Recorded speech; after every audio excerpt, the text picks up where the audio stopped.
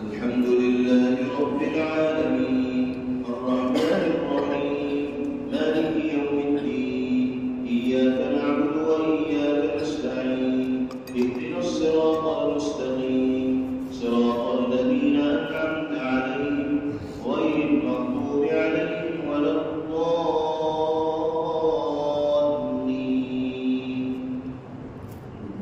يا أيها النبي إذا طلقتم النساء فطلقوهن لعدتهن وأحصوا العدة. يا أيها النبي إذا طلقتم النساء فطلقوهن لعدتهن وأحصوا العدة واتقوا الله ربكم لا تخرجوهن من بيوتهن ولا يخرجن إلا أن يأتين بفاحشة مبينة وتلك حدود الله ومن يتعد حدود الله فقد ظلم نفسه لا تدري لعل الله يحدث بعد ذلك أمرا. فإذا بلغن أجلهن فأمسكوهن بمعروف أو فارقوهن بمعروف وأشهدوا ذوي عدل منكم وأقيموا الشهادة لله ذلكم يوعظ به من كان يؤمن بالله واليوم الآخر ومن يتق الله يجعل له مخرجا ويرزقه من حيث لا يحتسب ومن يتوكل على الله فهو حسبه إن الله بالغ أمره قد جعل الله لكل شيء قدرا. واللائي يئسن من المحيض من نسائكم إن ارتبتم فعدتهن 3 أشهر واللائي لم يحضن وأولاة الأحمال أجلهن أن يضعن حملهن ومن يتق الله يجعل له من أمره يسرا ذلك أمر الله أنزله إليكم ومن يتق الله يكفر عنه سيئاته ويعظم له أجرا.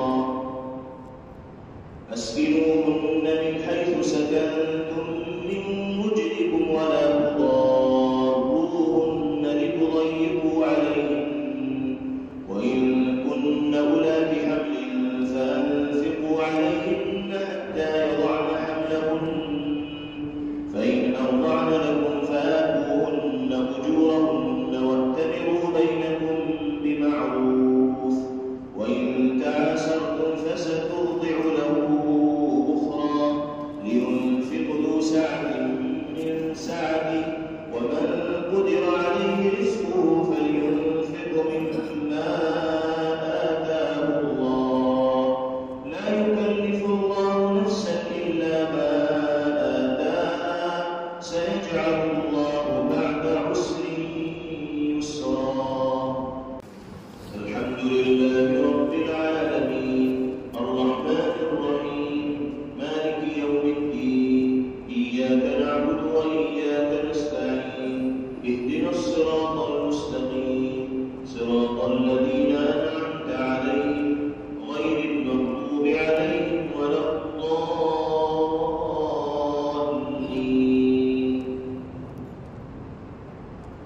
وكأين من قرية عتت عن أمر ربها ورسله فحاسبناها حسابا شديدا وعذبناها عذابا نكرا فذاقت وبال أمرها وكان عاقبة أمرها خسرا.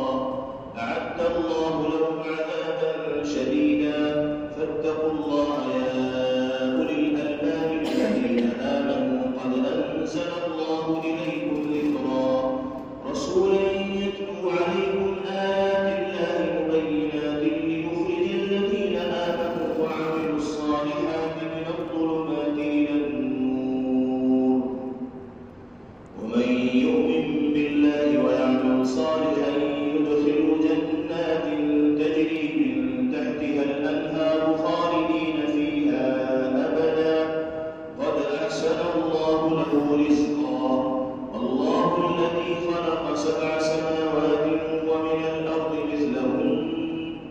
يتنزل الأمر بينهن لتعلموا أن الله على كل شيء قدير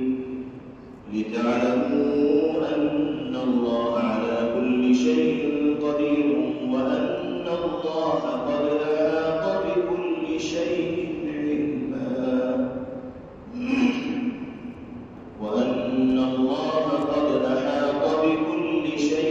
علما السلام عليكم ورحمة الله.